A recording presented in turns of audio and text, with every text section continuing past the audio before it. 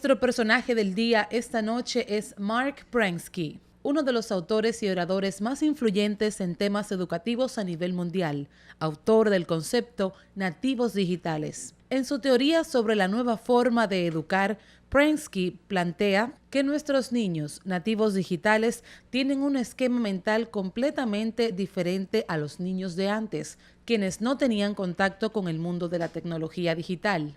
Afirma que la mejor manera de educar a nuestros niños es embarcarlos en proyectos de la vida real, a través de los cuales los niños aprendan a mejorar su mundo, o sea, el medio ambiente que les rodea. Podríamos mencionar como un ejemplo de su método a la educación en Singapur, la cual obtuvo el primer lugar en el informe PISA de este año. Allí los niños son embarcados en proyectos reales para buscarle solución a problemas que los profesores les plantean.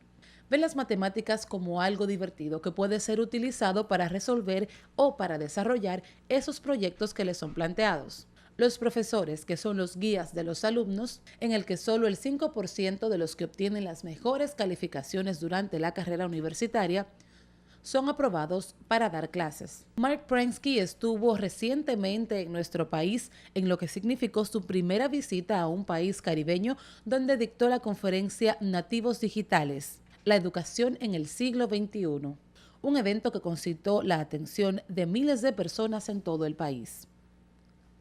Para Telenoche, Carolina Rodríguez.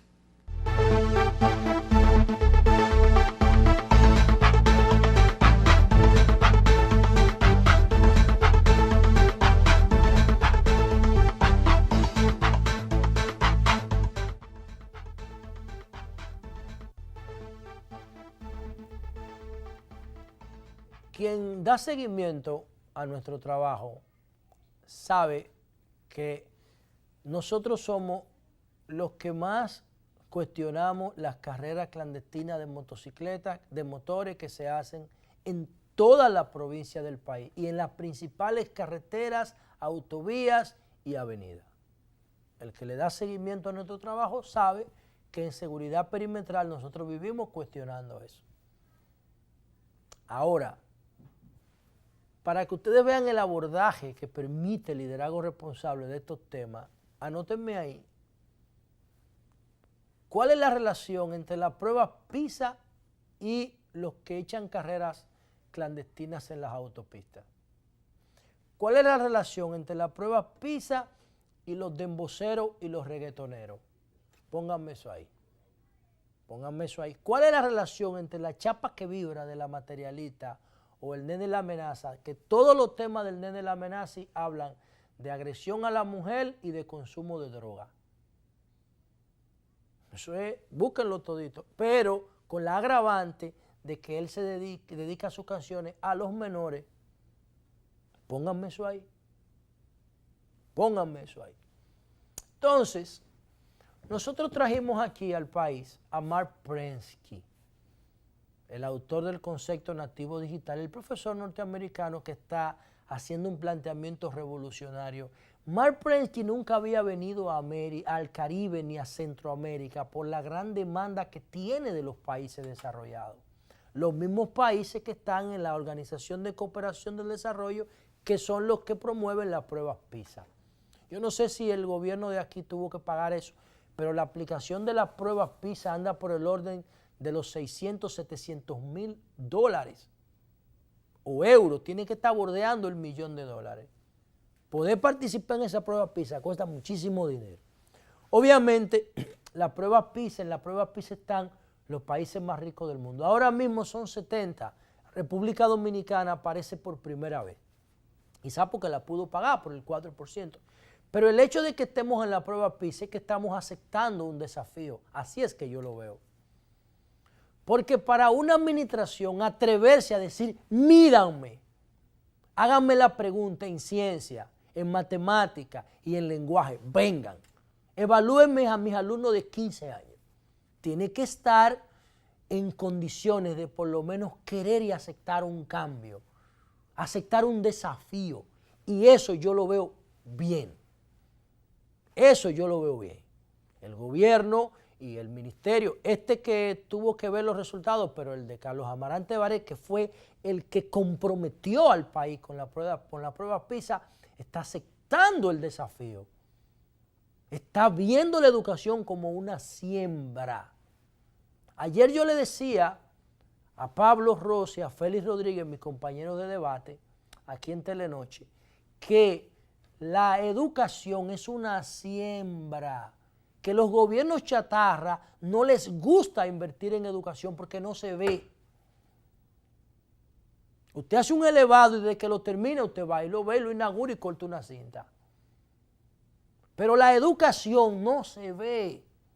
La educación se va a percibir o se va a medir en el tiempo, y lo más probable es que los resultados de la siembra educativa de hoy los coseche otro gobierno y quizás de otro partido dentro de 10 o 15 años. Por eso es tan noble la apuesta por la educación. Yo escuché a Fello Suberví decirle a un presentador, a un conductor en un programa de esos de desayuno que dan hace mucho, cuando yo empecé a estudiar periodismo, que Balaguer le había dicho a él que no invierte en lo que no se ve, cuando él fue a plantearle la necesidad de invertir en el sistema de drenaje. Balaguer le dijo, eso no se ve. Esa es la concepción más básica de lo que significa un liderazgo chatarra. Y la educación no se ve. ¿Qué heredamos del balaguerismo? Un cuarto de primaria como promedio educativo. Eso fue lo que el PLD heredó. Y el PLD, un partido basado en el conocimiento, yo tuve que estudiar casi 2 años para graduarme en el PLD. Yo tuve que estudiar historia, economía, sociología, para yo poderme graduar de PLDista, señores. Y el PLD con ese background, con ese soporte ideológico, señores, se pone a reproducir el modelo de Balaguer en la educación, a construir escuelitas y disparate. Si no cambia el modelo, no se atreve a cambiarlo. Todavía ese modelo está basado en la escolástica, que pone la fe por encima de la razón. Ese modelo, y no se atreven a cambiarlo. Ahí no se habla de Darwin, ahí no se habla de Lucy, ahí no se habla de la exploración a Marte, ahí no se habla del Rover Curiosity, ahí no se habla de nada de esa vaina. No se habla de eso. No se atreven a cambiarlo porque le tienen miedo a lo que puedan pesar los poderes fácticos de este país, la iglesia y esa vaina. Entonces, no basta con el tema del 4%, no basta incluso con la tanda extendida, no basta con que le den almuerzo y desayuno y comida y cena y merienda y después le pueden dar hasta un semanal a los muchachos para cuando estén en su casa que sigan comiendo. Es el modelo que nos sirve, el enfoque. Entonces, cuando vamos al enfoque, volvemos a Prensky. Los países desarrollados están haciendo la reforma gradualmente. Se pueden dar el lujo, son ricos. De Singapur, que es un fenómeno de gobernanza, está mirando más rápido porque tiene menos resistencia esa propuesta que Prensky plantea. ¿Y qué es lo que plantea Prensky? Lo que Prensky plantea es que los niños de 15 años que son nativos digitales manejan más información que sus profesores. Eso es lo que dice Prensky. Porque son nativos, porque para ellos es natural navegar en la web, e interactuar en la web y pertenecer a comunidades virtuales. Entonces ellos están aprendiendo el día entero. Lo que tiene que hacer el sistema educativo es canalizar ese aprendizaje, organizar ese aprendizaje en torno a ¿qué? Al lenguaje, al pensamiento, a la lógica, para que aprendan a construir ideas, a las matemáticas, porque toda la vida es matemática, a las ciencias. Entonces yo le decía ahorita a ustedes, ¿qué tiene que ver el dembow con las pruebas PISA? ¿Qué tiene que ver el que corre motocicleta con las pruebas PISA? Dice Prensky que como los niños manejan más información que los adultos, lo que tenemos que hacer es acompañar a los niños para que hagan un uso útil socialmente, personalmente, de esa información, para que esa información sea constructiva, para que sea un activo en sus vidas. Y Prensky ponía el ejemplo de un niño canadiense, creo que era de 6 años, que se dio cuenta de que en Canadá había instituciones y personas que estaban financiando proyectos de pozos de agua potable para los países africanos y los pueblos africanos que no tenían agua potable. Entonces el niño empezó a buscar en África las comunidades que tenían mayores problemas de agua potable. Y empezó en Canadá a buscar los que contribuían con esos proyectos. Y creó una aplicación donde juntaba los que querían contribuir con el agua potable y los pueblos que más la necesitaban. Y esa aplicación terminó imponiéndose en el proyecto de un niño de 6 años. En Canadá, lo mismo que hace Uber. Él hizo lo mismo que hace Uber en la misma plataforma que Uber lo hace, que Google Maps. Y ponía el ejemplo de otros niños que iban a hacer un parque infantil y los ingenieros arquitectos le preguntaron la opinión a los niños de qué tipo de parque quería y ellos terminaron construyendo más del 80% del diseño del parque.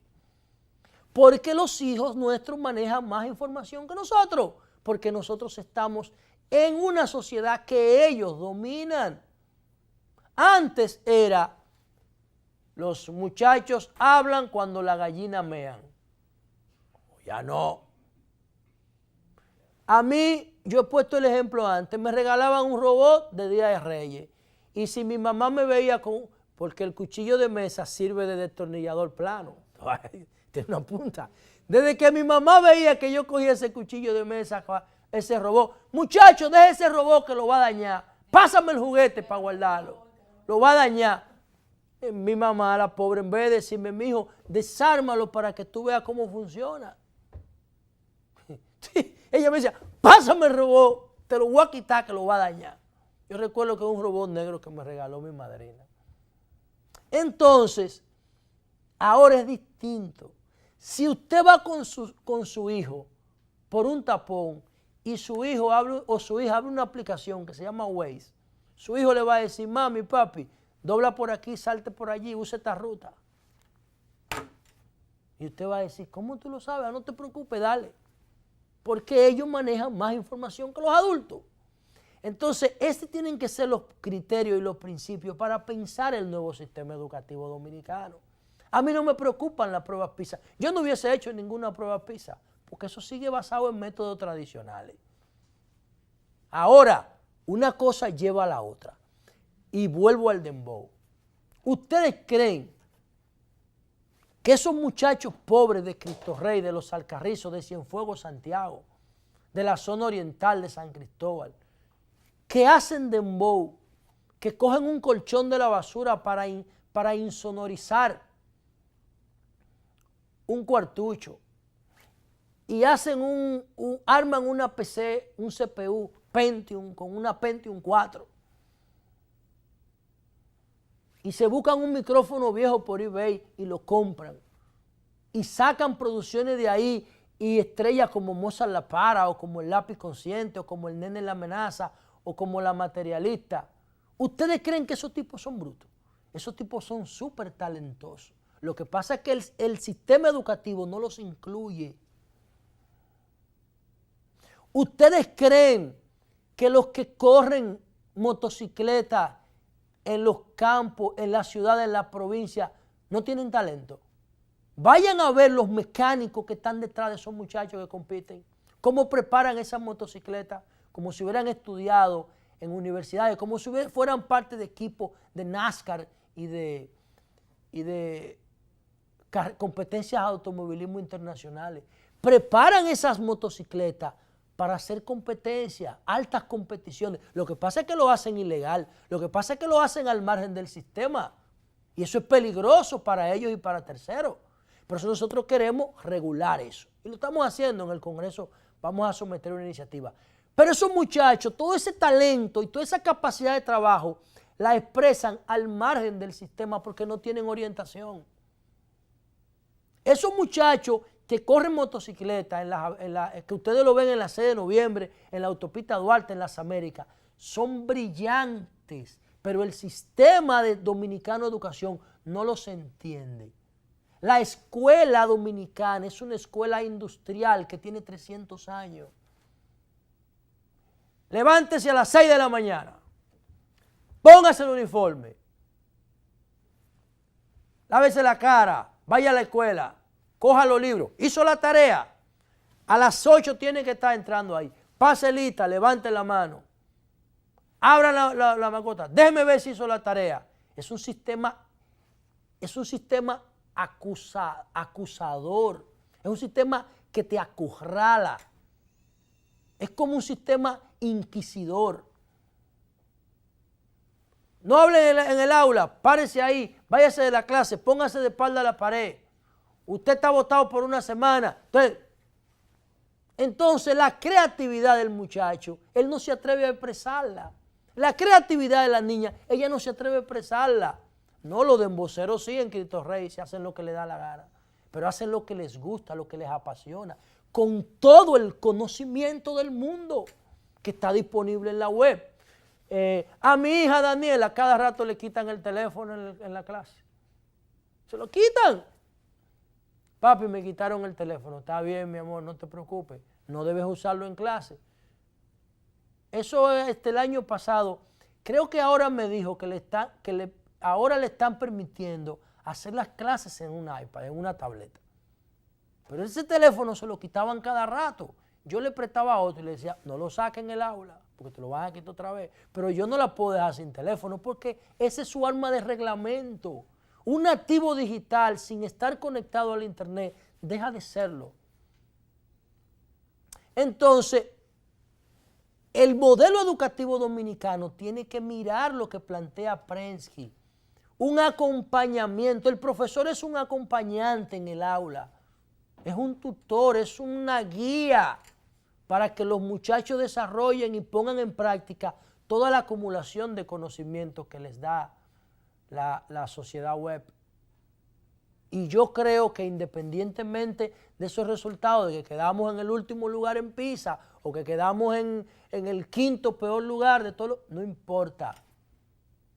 Estamos ahí, aceptamos el reto y los cambios se van a ver. Ahora, no me vayan a esa tanda extendida a enseñarle a los niños a tocar trombón o a tocar saxofón o flauta, porque si le enseñan eso, le están imponiendo algo que ellos no quieren.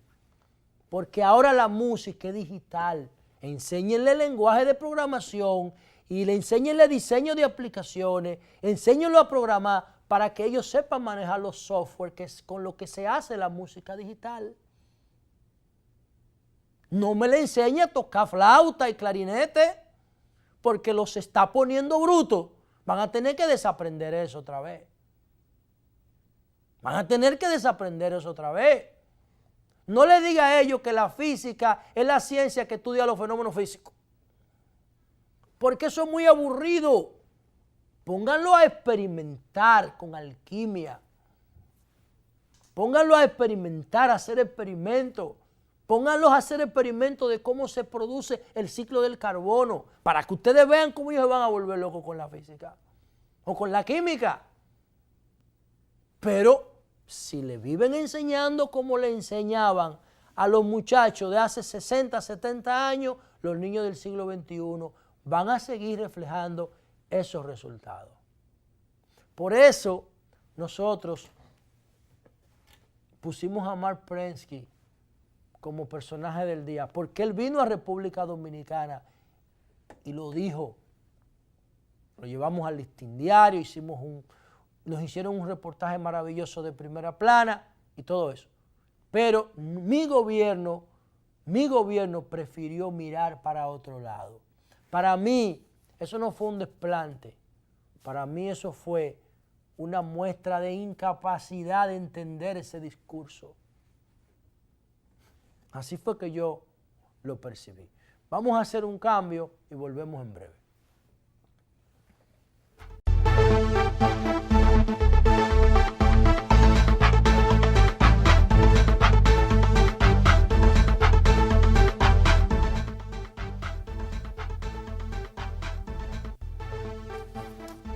Bueno, señores, lamentar la tragedia de Pakistán, el avión que salió hacia la ciudad de Islamabad con 47 personas a bordo y se estrelló antes de llegar, mejor dicho, poco tiempo después de haber despegado. No hay posibilidad de ningún sobreviviente porque los cuerpos están carbonizados. Un avión de la Aerolínea Internacional de Pakistán. Esto ocurre apenas días después de la tragedia del Chapecoense, el equipo brasileño de fútbol que iba a jugar en Medellín. Es lamentable esto, hay que esperar el informe forense para determinar las causas. Dicen los medios locales pakistaníes que el piloto de la aeronave había emitido una señal de auxilio poco antes de perder el contacto con la torre de control. Nuestra solidaridad con todos los pakistaníes que viven en la República Dominicana o que están viendo este programa en cualquier otra parte del mundo. También lamentar el fallecimiento de don Felipe Collado, un maestro formador de periodistas en la República Dominicana, y también escritor, novelista y un activista cultural dominicano que falleció. Don Lipe Collado tenía mucho tiempo padeciendo de problemas de salud. Nosotros recibimos orientación educativa de Lipe cuando estudiábamos en el Instituto Dominicano de Periodismo, porque Lipe era uno de los profesores fijos del instituto, residentes, y siempre nos hablaba de las técnicas del periodismo en la fase inicial del pensum. Don Lipe Collado, un maestro de maestros, y entonces también mostrar la solidaridad con sus familiares. Miren, señores, el Partido de la Liberación Dominicana dentro de una semana va a cumplir 43 años de edad. Después del golpe de Estado Allende en septiembre del 73, Juan Bosch se convenció de que el modelo de partidos tradicionales no iba a llegar al poder normalmente porque el poder norteamericano lo iba a impedir. Lo habían tumbado a él, que no se resistió al derrocamiento en el 63, y 10 años después tumban a Allende, que tenía un perfil similar al de Bosch en términos de compromisos sociales.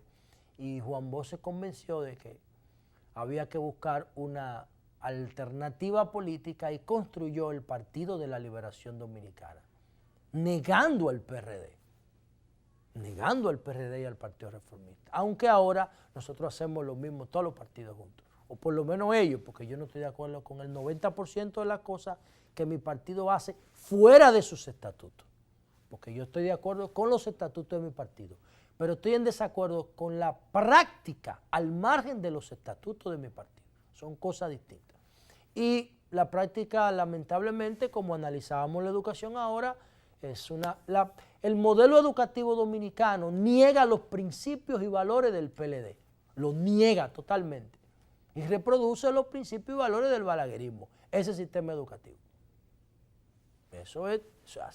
Ahora, el PLD, la Secretaría de Comunicaciones del PLD, que encabeza Héctor Olivo, tiene un programa maravilloso que se llama Innovación PLD. Y en ese contexto invitaron a Julio César Valentín, que es miembro del comité político, a hablar sobre un tema muy interesante. ¿Es el PLD un partido progresista?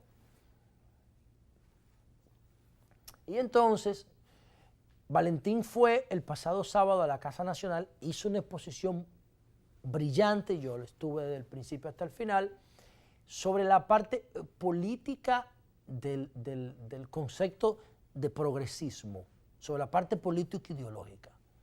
Y entonces él abarcó todos los procesos políticos desde la Revolución Francesa para acá, con una maestría, porque Valentín es un gran orador. Sin embargo, yo me quedé reflexionando sobre el tema del progresismo, y la primera pregunta que me hice cuando llegué a mi casa es: ¿qué significa progreso? ¿Qué significa la palabra progreso? Progreso significa ir hacia adelante, Pro significa hacia adelante, pro hacia adelante. Y grecius es de avanzar hacia adelante. Y para mí eso tiene un valor social grandísimo, grandísimo. Y para ser progresista, señores, miren, eso es como el desafío de la prueba PISA. Porque no es fácil usted decir, yo soy progresista, pero ir hacia atrás. Yo soy progresista y quedarse estancado. No, ser progresista es un estilo de vida, es una actitud, es una visión, es un compromiso. Y cuando yo veo lo que significa ser progresista, cuando yo veo lo que significa la palabra progreso, yo me volví a hacer la pregunta de Valentín. ¿Es el PLD un partido progresista? Y yo creo que eso debe ser un eje para que todos los dirigentes del PLD que entendemos que las ideas todavía tienen valor, vayamos a ese foro, Innovación PLD, y planteemos nuestra visión de lo que es el progresismo. Y yo quiero plantear la mía aquí, para ver si mi partido sigue siendo un partido progresista, pero con Juan Bosch sí lo era. Con Juan Bosch sí lo era. ¿Sigue siendo un partido progresista? Estatutariamente yo creo que sí, porque sus estatutos así lo dicen.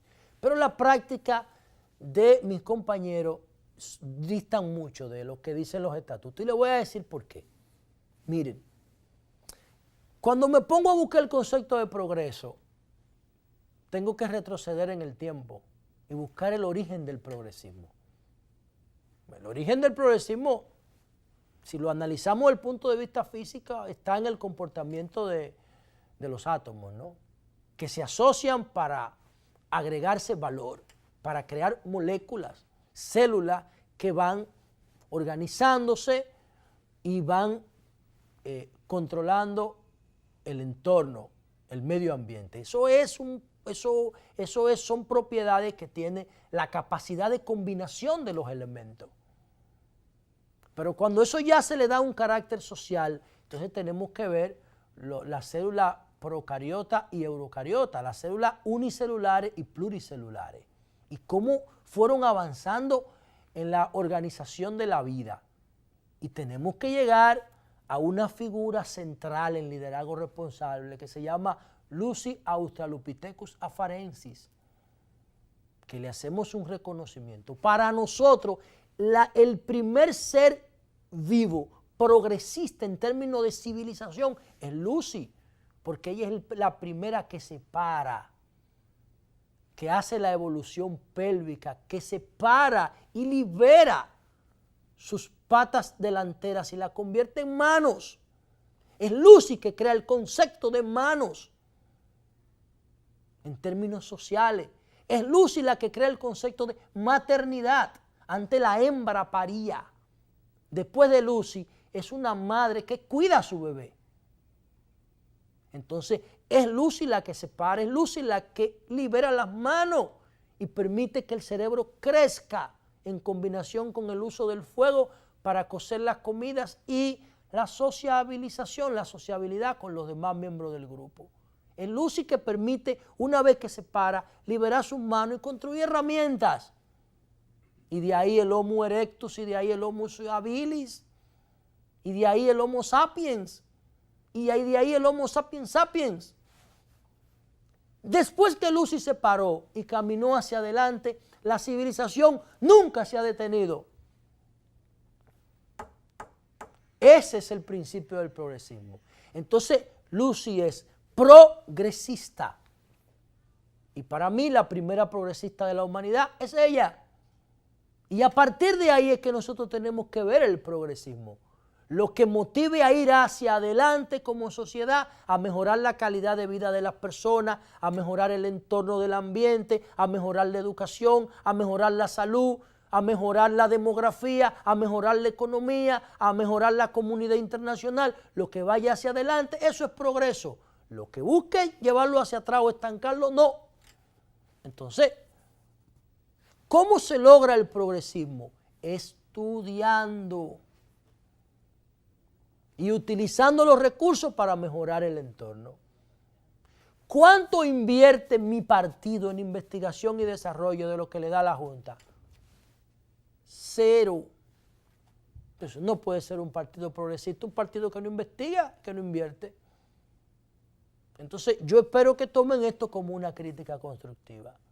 Pero los gobiernos de mi partido, que hemos tenido ya 5, 4 y estamos inaugurando otro, ¿cuánto han invertido del presupuesto de la nación en investigación y desarrollo?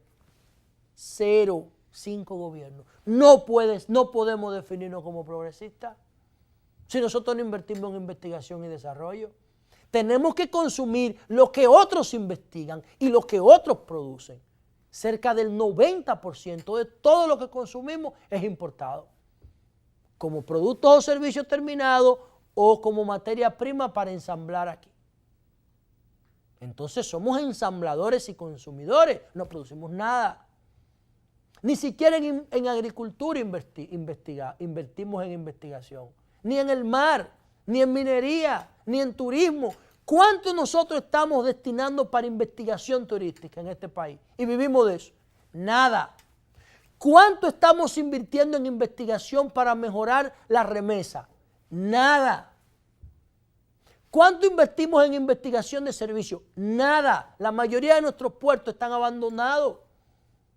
Tenemos una isla ubicada geográficamente de forma estratégica. ¿Quién se beneficia de la ubicación estratégica de nuestra isla? El narcotráfico. Utiliza Haití a República Dominicana como puente para Estados Unidos. Pero yo se lo decía a Víctor los otros días, a Víctor Gómez Casanova, mi amigo y mi hermano. Víctor, autoridad portuaria tiene que ser una pieza estratégica del desarrollo por la potencialidad de sus puertos. ¿Cuánto invertimos nosotros en ese capítulo para mejorar la plataforma de servicio aeroportuario? 0. Entonces nosotros no invertimos dinero en las áreas estratégicas. Un presupuesto para gastar y gastar y gastar y gastar y gastar sin ningún sentido.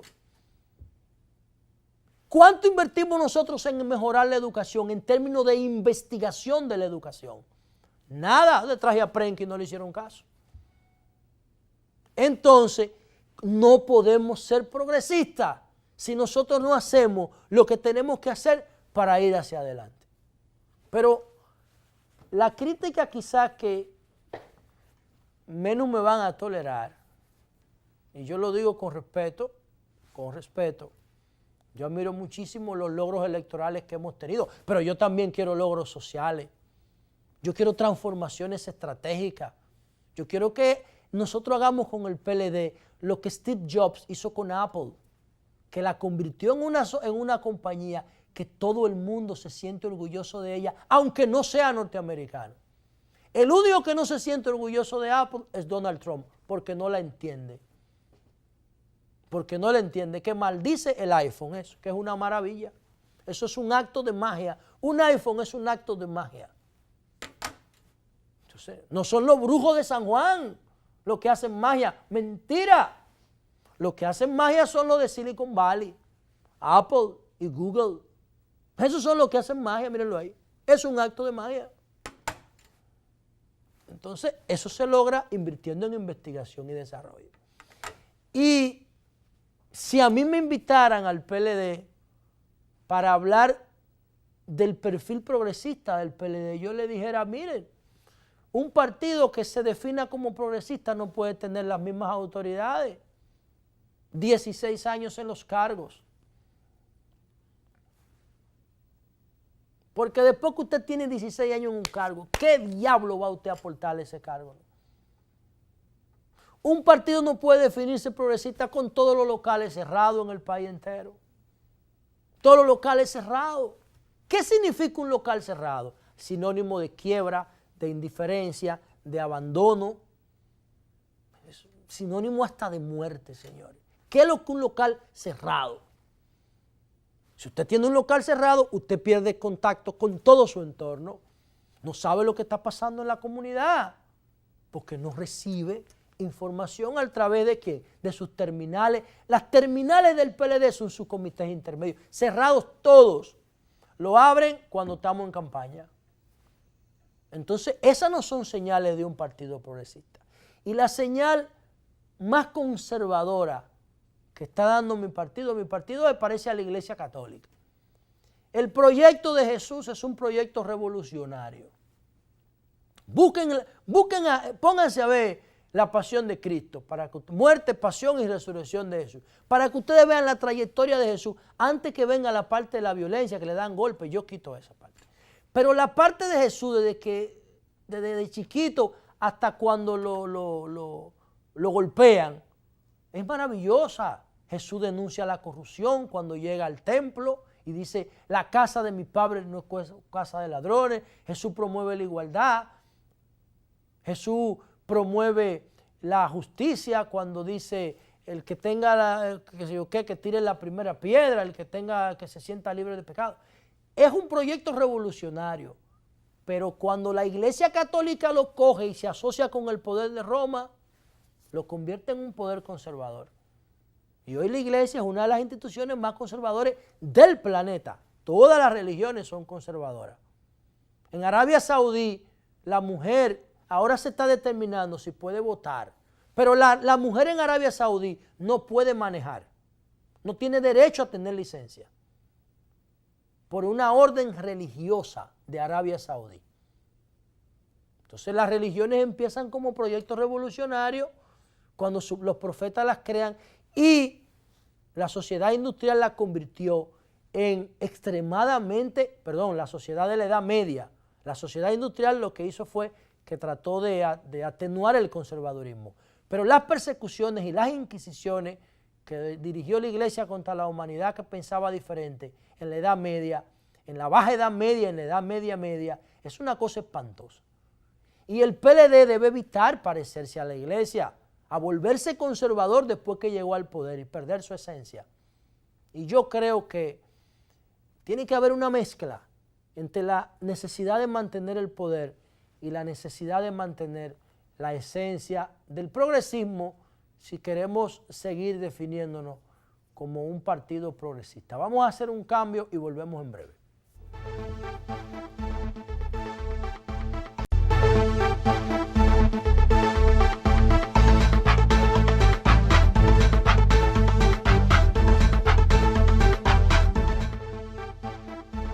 Bueno, señores, miren, ha generado mucha controversia en España un cartel que han puesto en Plaza, en Gran Vía es que se llama el centro turístico, el centro español, que va todo el mundo ahí. Y entonces ese cartel es de la empresa Netflix. Netflix es una empresa de contenido audiovisual streaming que todo el mundo es un aspiracional. El que no quiere Netflix lo quiere tener. Entonces, Netflix ha colocado un cartel, una valla en Gran Vía que dice "Oh Blanca Navidad". Ese cartel ha disparado las alarmas porque tiene una foto de Pablo Escobar. Este año, hace el 4 de diciembre, se cumplieron, el pasado lunes creo que fue, o el 3, se cumplieron 23 años de la muerte de Pablo Escobar a cargo del bloque de búsqueda en Colombia. Entonces, lo que dicen la familia española es, ven acá, ¿cómo diablos nosotros tenemos un promedio de 20,000 adictos nuevos a la cocaína? No consumidores, no, adictos en etapa casi de irreversible. ¿Cómo es posible que nosotros tengamos ese pasivo y que entonces Netflix esté promoviendo el consumo de cocaína? O Blanca Navidad, con una foto de Pablo Escobar en el centro más influyente culturalmente de España, que es Gran Vía. Dice aquí, miles de turistas y locales que abarrotan Madrid durante el puente de la Constitución se quedan estupefactos al ver una enorme lona, una valla situada en la céntrica plaza de Puerta del Sol. en la capital española, donde se puede ver la fotografía del narcotraficante Pablo Escobar, acompañado de la frase "Oh Blanca Navidad". Y en este caso lo de blanco no viene por la nieve, sino por la droga. Se trata de la última campaña de la plataforma Netflix, que no ha dejado a nadie indiferente. Y ahí empiezan las críticas. Yo traigo eso a República Dominicana.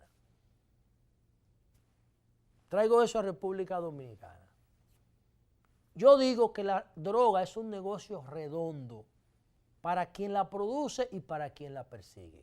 Y digo que los países desarrollados son los que tienen la capacidad y la infraestructura bancaria, de intermediarios financieros y de fondos de inversión para lavar el dinero del narco.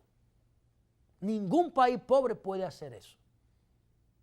Y digo que la mayor ilustración, ejemplo de doble moral en el planeta, es el tema del narcotráfico. Yo le pregunto a ustedes, ¿dónde está Figueroa Agosto? ¿Ustedes creen que si este país se respetara, no debiera pedirle a los Estados Unidos, quienes detuvieron a Figueroa Agosto en Puerto Rico, que le diera un estatus actual, una actualización de la situación de esa figura que mató decenas de dominicanos aquí, que enfermó miles de dominicanos, que metió a la República Dominicana en una de sus principales crisis sociales? Figueroa Agosto. ¿Dónde está Figueroa Agosto? Díganme la última foto de su cárcel, ¿dónde está? Con un uniforme de raya, cumpliendo sentencia, con una barba. ¿Dónde está? Nadie sabe. Nadie sabe. Y decía Vincho Castillo que Figueroa Agosto, Jan Hertel lo llevó al velorio de su mamá estando preso. Aquí. Entonces, eran puertorriqueños los dos, habría que ver. Lo que yo quiero significar es lo siguiente.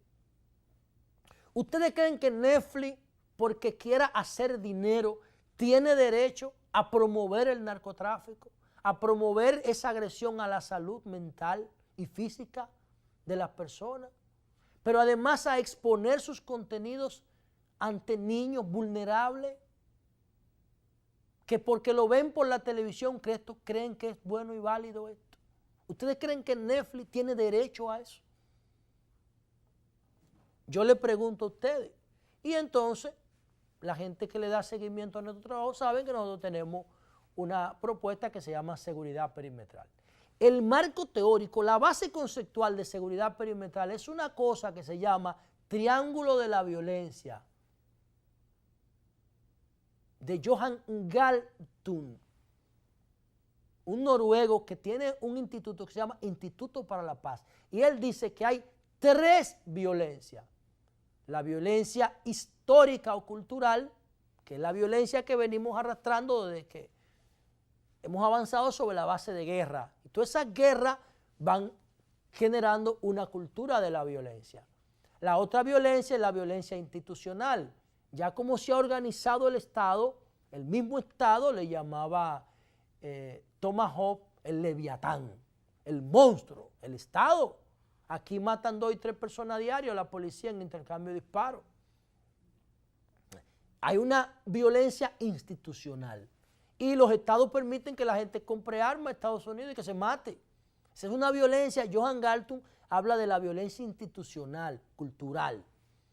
Pero Johan Galtung habla de, en esa violencia institucional, la violencia de los medios de comunicación, que son los que construyen ayudan a construir nuestras identidades, lo que dicen los conductistas.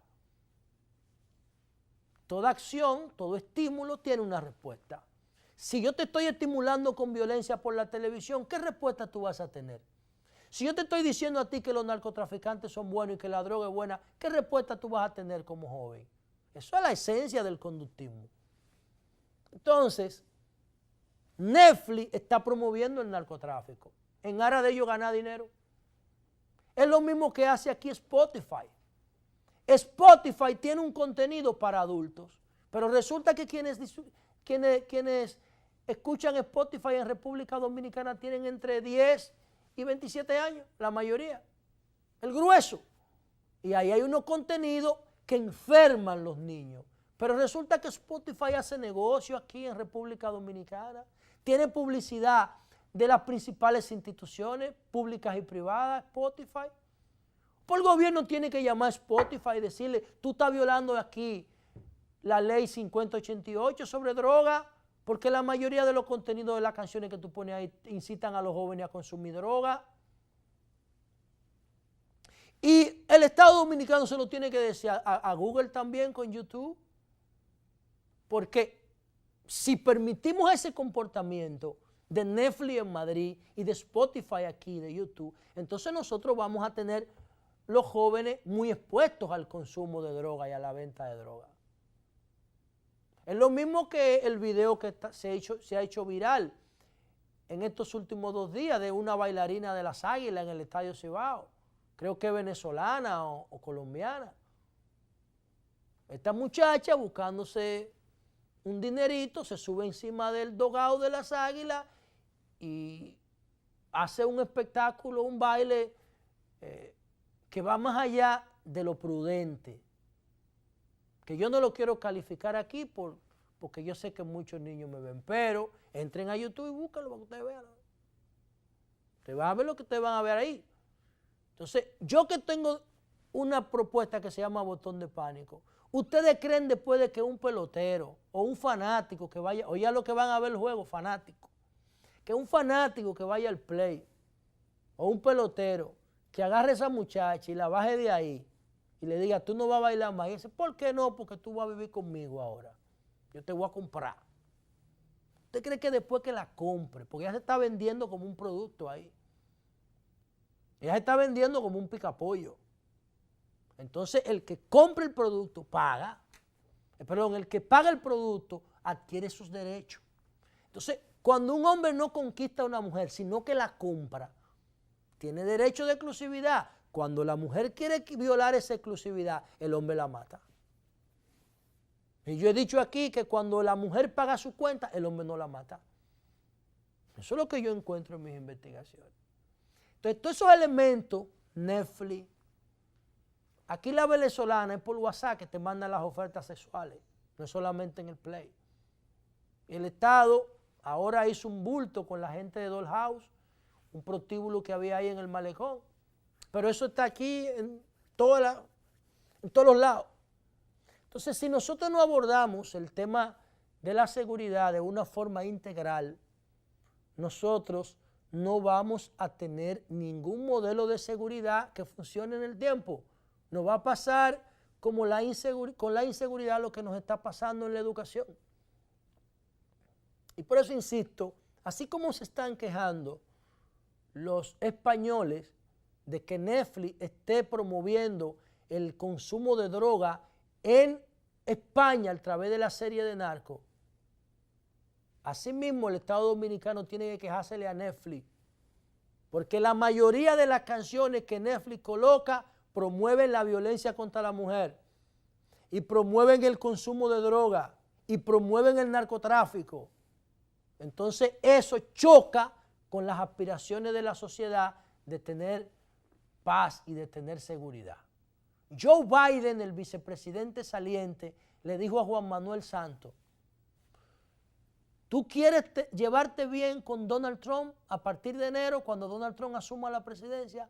Baja la siembra de coca en Colombia, porque en Colombia se sigue produciendo la mayor cantidad de cocaína que consume el planeta.